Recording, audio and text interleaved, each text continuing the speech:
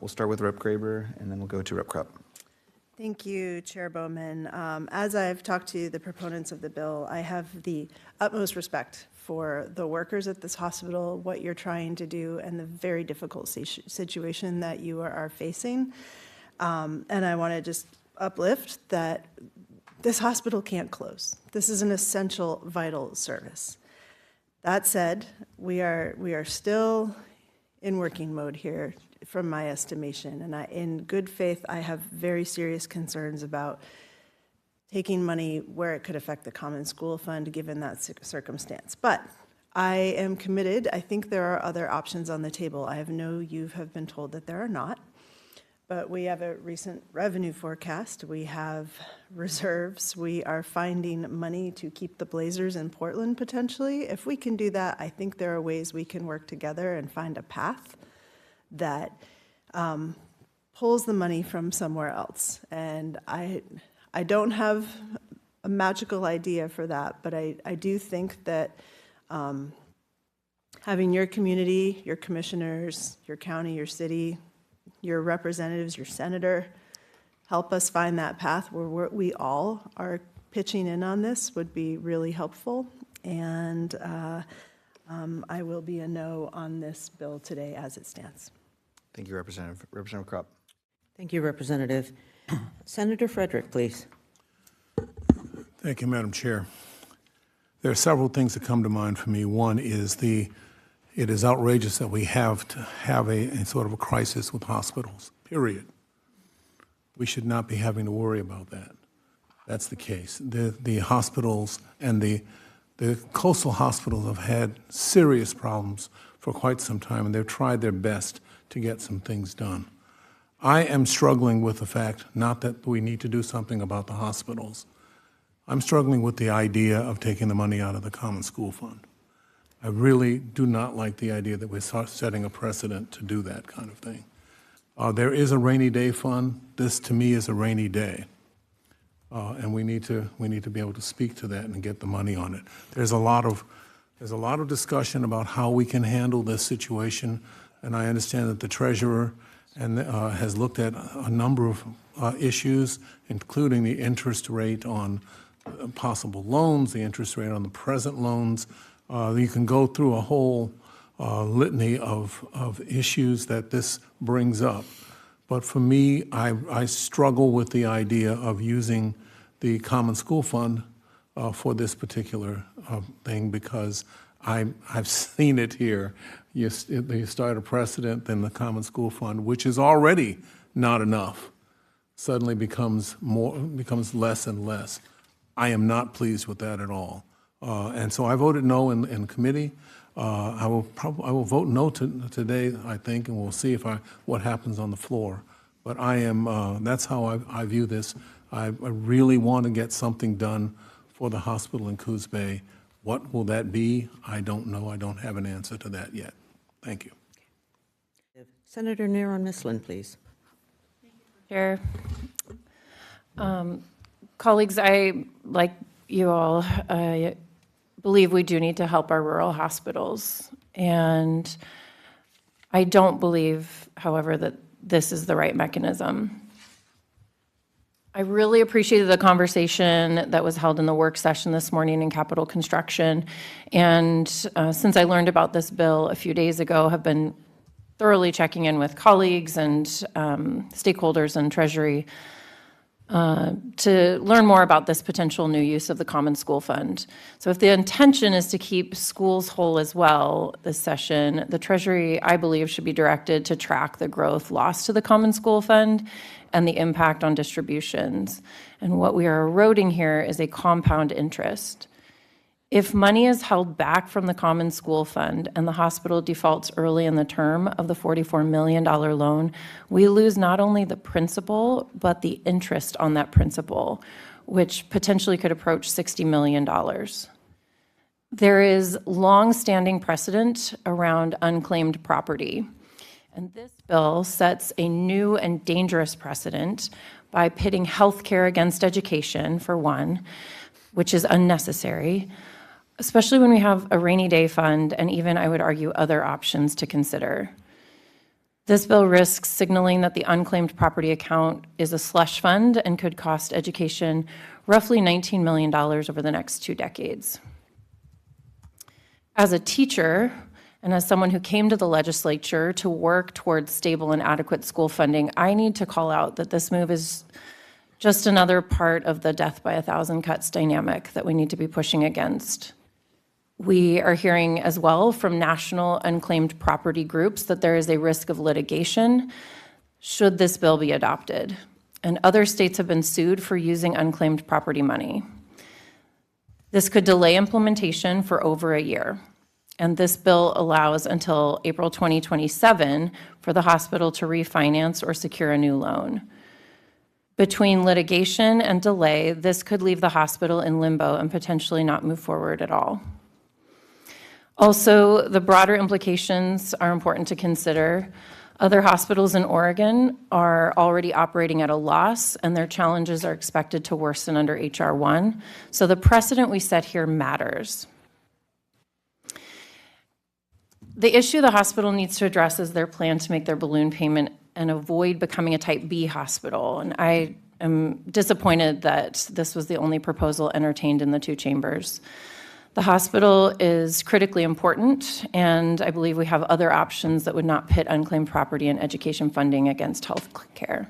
So just in summary, the Treasury has been clear that the risk to current legislation is the potential has the potential of default to the loan, which would mean we could not recoup the money set aside. And it would be set aside in a fund that has lower growth and would impact the distribution to schools. Other states that have used this fund in this way have faced litigation, or in a similar way have faced litigation. Colleagues, I believe this sets a really bad precedent, and I'm not able to support it today. Thank you, Senator. Okay, I am going to take a moment of privilege to just say that we have been criticized in this legislature for making financial decisions that were not sound in the past, that cost us money in the future, that were done in ways because we felt it was necessary in the moment. I will also take a moment to essentially criticize our short session, because it sits us in a place where we have to make really, really hard decisions in a split second almost. And we have had so many things come to us in this short session that were so crucial and yet had to be done so very quickly. This is one of those decisions. And so if we're going to, if this is going to come back to be criticized in some way for having made a really difficult decision, amongst the many other difficult decisions that we're making, people to recognize that piece.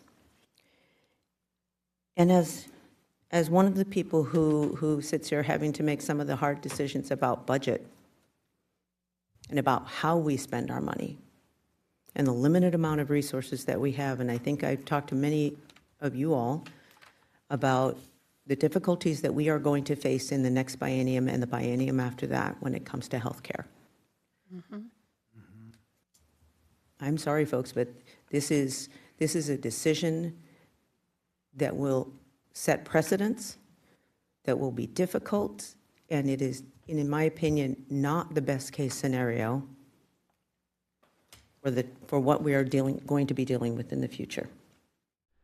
Further remonstrances, Representative Hudson. Thank you, Mr. Speaker. Today we passed House Bill 4075 to create a fund to save the Bay Area Hospital using money set aside for education. I understand why this was important. The closure of the Bay Area Hospital would have had disastrous impacts on one small corner of Oregon. The plan instead to spread the negative effects of lost education money across the whole state in a way that doesn't risk lives or devastate one particular community is important. Furthermore, the Medicaid funding that this bill saves is larger than the education funding that will be reduced. So the state's balance sheet will be better off. But the result is that we're using funds for a purpose they weren't intended for, and I worry that this sets a bad precedent. The way to avoid this, I believe, is to make a commitment to find a better fix next session. One of the arguments in favor of House Bill 4075 is that it was the only way to save the Bay Area Hospital this late in the session. Let's start planning for a better long-term solution, and in doing so, we can avoid continued impacts to education year over year, and we can head off future requests to tap the Unclaimed Property Fund. Thank you. Representative Gomberg.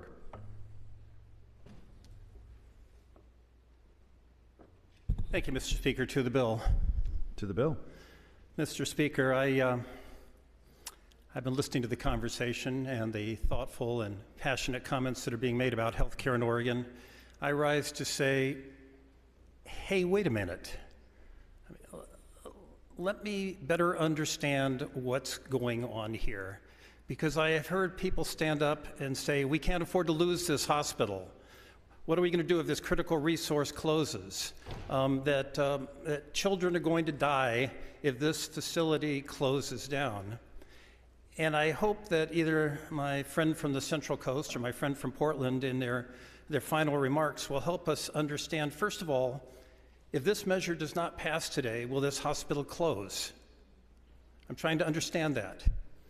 And I understand that there is a balloon payment due in 2030, and I'm trying to understand about this question of the loan being called and whether that is a concern or whether that is a likelihood or whether that is a certainty. Because it seems to me that, Mr. Speaker, we're making a difficult choice today because we have to make it in a hurry. We have to make it in a hurry. And we're making a choice between education and healthcare, which is an impossible choice to make. I remind my colleagues that the money that's in the Unclaimed Property Fund, that's not our money, that's not the state's money. That's money that belongs to Oregonians that simply haven't found and claimed it yet.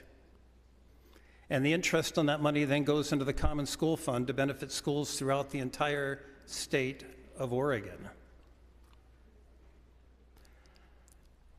So I have concerns about a one-time solution for one particular hospital when all of our rural hospitals are fragile and all of our rural hospitals are facing financial uncertainty. And I think we need a statewide resolution of that significant problem rather than a one-time unique solution for one particular hospital. And that's what we're talking about here today, one solution for one hospital. And that's troubling to me, Mr. Speaker, when I believe that we need a statewide solution.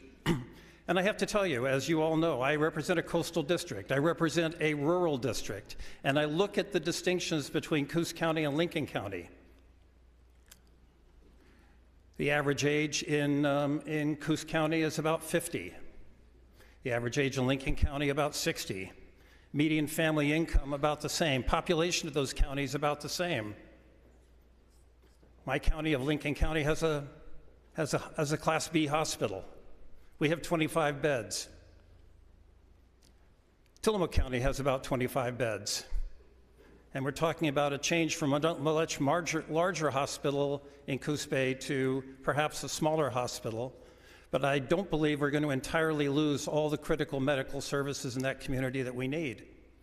And you know, in my community, when my wife needed cancer treatments, as you've heard from other members here who needed to drive 5 miles for that service, my wife drove into Salem every day, an hour drive. She needed additional medical treatments. She had to go to Corvallis, an hour-and-a-half drive. I watch the Life Flight helicopter go from the hospital that we can see from our deck straight over our house multiple times a week, taking people away to care someplace else. But you know, there's another distinction, Mr. Speaker, and that is in my small community, we have a taxing district to support our smaller hospital. Coos Bay isn't doing that. And now I'm being asked to go home and explain to my constituents that they're paying tax dollars for their hospital, and now they're also going to be asked to pay tax dollars for somebody else's hospital. That's going to be a difficult conversation. I'm not saying that saving the hospital in Coos Bay is wrong. I'm not saying it doesn't need to be saved. I think we need a broader solution, and I'm trying to understand why we need to make that solution today, and choose between education and health care, which is an impossible, and quite frankly, an offensive choice. Thank you, Mr. Speaker. Thank you, Mr. Speaker. To the bill. To the bill. Colleagues, I was not planning to talk today. I don't have prepared remarks. I do think that this is a critical issue that we should be paying attention to. I have a hard time with this particular bill. As it's been stated on the floor by others, deciding between education and healthcare is nearly impossible. What I will say is, if this bill does pass this chamber, we should take a hard look at what solutions we can come up with together to make sure that this doesn't happen again. And I do want to make sure that it's known that House District 48, this office, I am committed to bringing back a bill to make sure that we are backfilling whatever is lost from education on this. We have to make sure that we are keeping education, the education sector whole. And I know that this is, I would say, a creative solution to a problem that is in front of us. But I reject the notion that we have to decide between these two things. And so I'm hoping that we can work together on that. And I also want to urge this body, we need to be better about being forward-thinking when it comes to issues like these. You know, when we are in here debating and talking about things, like, we need to make sure that we have as much runway as possible to ensure that we're making the best decisions possible. So obviously I know it's a short session, Mr. Speaker, but this is such an important issue that I really would have appreciated more runway and time to make sure that we are going through all the facts. Like, we're getting to the 11th hour information from the Treasurer's office. You know, again, this is a tough issue, and I just wanted to make it clear that we're going to come back and make sure to make this right, and I'm hoping that my colleagues can join me in that. Thank you.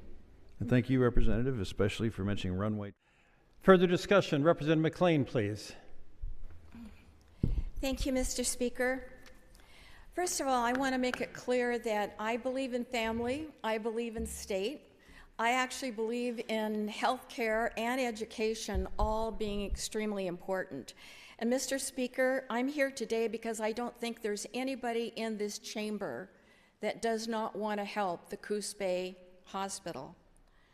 I don't think there's anyone in this chamber today, even those of us that may vote no, that don't want to do something to make sure that health care is provided for the South Coast.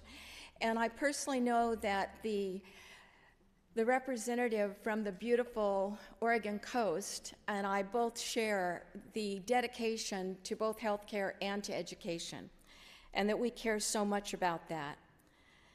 I want us to remember also that the people that have been in this building and who have made decisions forever also have to stand by. Decisions need to be made, resources need to be found, but resources need to be the kind that are best practices and the kinds that are available. And I want you to know that I have a concern about this tool. And the concern is not just because it takes money away from education. House Bill 4075 would guarantee a loan up to $44 million for over 20 years using the Unclaimed Property Estate Fund, and this fund contributes to the Common School Fund, so any alternative use will directly impact education in the state of Oregon. But it's also a precedence, and I've seen that precedence in this building actually be set in a way that it's done not once, not twice, but many times. I also share the concerns of the Treasury and other stakeholders that this pathway forward may not even be successful. In the testimony before the Capital Construction Committee, the Treasury shared about the potential outcomes. They confirmed that this strategy would impact the Common School Fund.